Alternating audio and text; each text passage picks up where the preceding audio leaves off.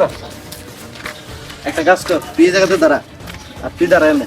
তুই কি করবি? তুই এই জায়গাটাতে প্রস্তাব করবি, এই জায়গাতে থেকে এই জায়গাতে প্রস্তাব করে আর তুই এই জায়গাতে করবি। কি করতেছে এটা কিছুই তো বুঝবার পারলাম না।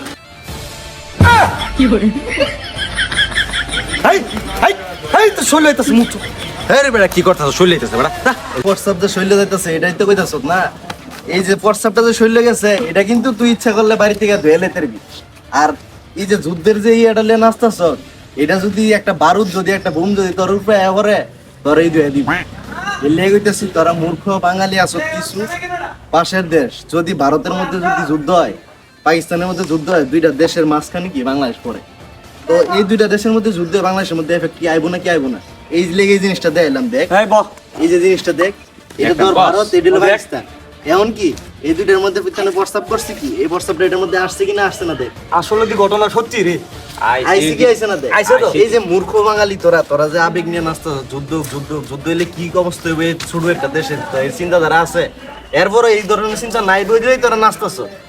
যদি বুঝতি সত্যিকার অর্থে যদি এই দুই দেশের মধ্যে যুদ্ধ হয়, বাংলাদেশের মধ্যে কি প্রভাব পড়বো এটা জানলে কিন্তু এইভাবে নাচতি না। একটা খেলা লইয়া মানুষ এমনি নাচে না। তোরা দুইটা যে যুদ্ধ লয়ে নাচতেছ দুই দেশের মধ্যে, তোর আর কি দোষ?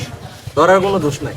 এই যে পৃথিবীর যে শক্তিশালী দেশগুলা, এরা যে যুদ্ধের লেগে যে সরঞ্জাম তৈরি করতেছে, অথচ বিশ্বের মধ্যে দেখ কত দেশ না খায় মরতেছে মানুষ।